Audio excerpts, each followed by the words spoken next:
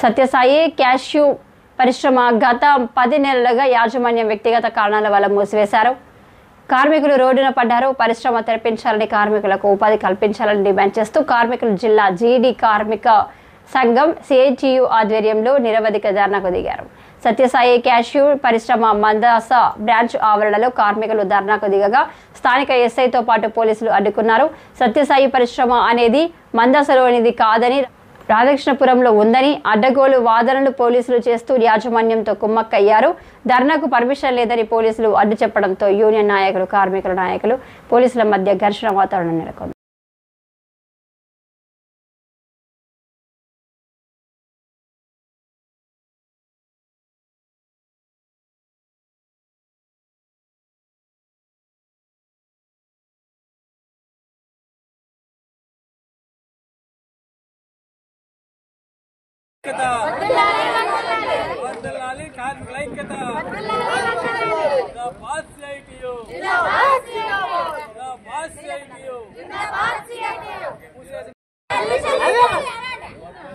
కాలానికి వేతనాలు చెల్లించాలి.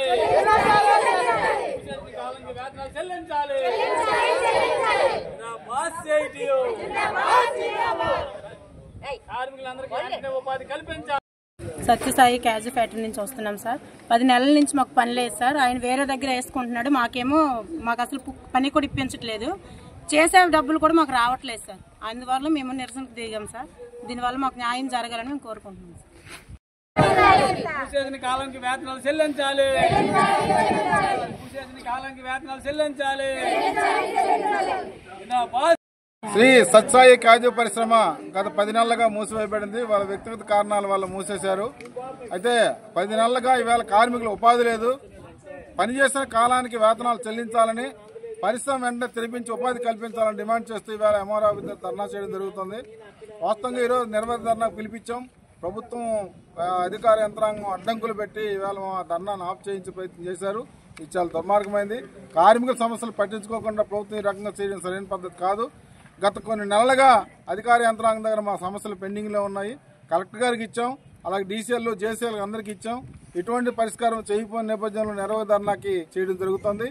అధికార యంత్రం జోక్యం చేసుకున్నందుకు గాను ఇవాళ నిరసనగా మేము నిరవధి ధర్నా పిలిపించాం. ప్రభుత్వం ఎప్పటికైనా జోక్యం చేసుకోవాలి.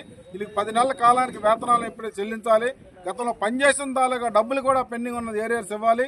పెరిగిన వేతనాలు ఏవైతే ఉన్నాయో ఏరియర్స్ రూపంలో చెల్లించాల్సింది అది కూడా ఇవ్వాలి. ఈ వెంటనే పని కల్పించేందుకు, పరిశ్రమ తెరిపించే విధంగా ప్రభుత్వ యంత్రాంగం చర్యలు తీసుకోవాలని డిమాండ్ చేస్తున్నాం. ఆ దిశగా చర్యలు చేపట్టకపోతే ఈ ధర్నా అనేది ఈవేళ ఆఖరిది కాదు, ప్రారంభమైంది. భవిష్యత్తులో మరిన్ని ఆందోళన కార్యక్రమం చేపడతాం. రేపటి నుండి నిరవధిక ధర్నా సత్యసాయి క్యాజు పరిశ్రమ దగ్గర చేయబోతున్న సంగతి ఈ ప్రభుత్వానికి మేము హెచ్చరిక తెలుసుకున్నాం.